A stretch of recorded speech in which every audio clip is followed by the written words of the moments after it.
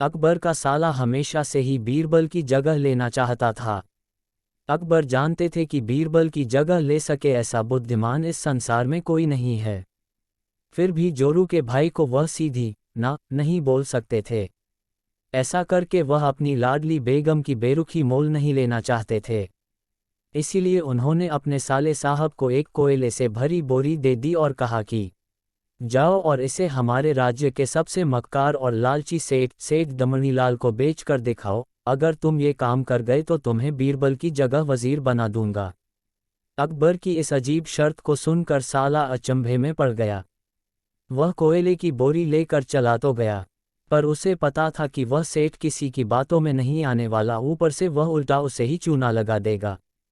हुआ भी यही, सेठ दमनीलाल ने कोयले की बोरी के बदले एक ढेला भी देने से इनकार कर दिया। साला अपना सा मुंह लेकर महल वापस लौट आया और अपनी हार स्वीकार कर ली। अब अकबर ने वही काम बीरबल को करने को कहा। बीरबल कुछ सोचे और फिर बोले कि सेठ दमनीलाल जैसे मक्कार और लालची सेठ को यह कोयले की बोरी क्या मैं सिर्फ कोयले का एक टुकड़ा ही 10,000 रुपये में बेच आऊंगा। ये बोलकर वह तुरंत वहां से रवाना हो गए। सबसे पहले उसने एक दर्जी के पास जाकर एक मखमली कुर्ता सिलवाया, हीरे मोती वाली मालाएं गले में डाली, महंगी जूती पहनी और कोयले को बारीक सुरमे जैसा पिसवा लिया। फिर उसने पिसे कोयले को एक सुरमे की छोटी चमकदार डिब्बी में भर लिया। इसके बाद बीरबल ने अपना भेष बदल लिया और एक मेहमान घर में रुककर इश्तिहार दे दिया कि बगदाद से बड़े शेख आए हैं जो करिश्माई सुरमा बेचते हैं, जिसे आंखों में लगाने से मरे हुए पूर्वज दिख जाते हैं और यदि उन्होंने कहीं कोई धन गाड़ा है तो उसका पता बताते हैं। ये बात शहर में आग की तरह फैली। सेठ दमनीलाल को भी ये बात पता चली। उसने सोचा जरूर उसके पूर्वजों ने कहीं न कहीं धन गाड़ा होगा।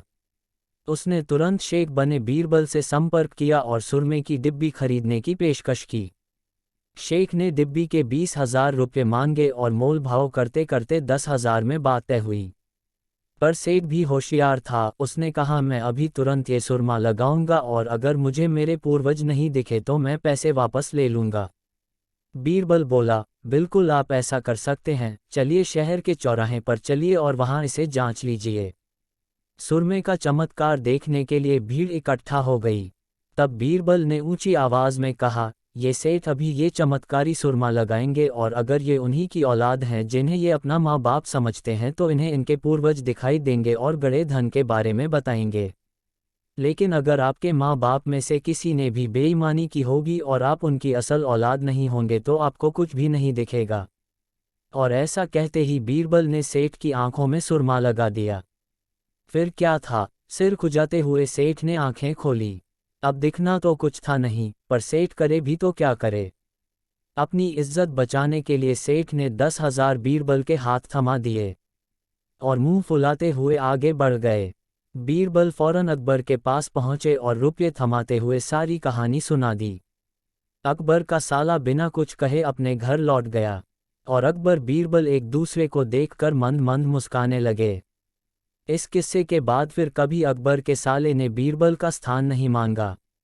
आपको कहानी अच्छी लगी हो तो चैनल को सब्सक्राइब ज़रूर करें। धन्यवाद।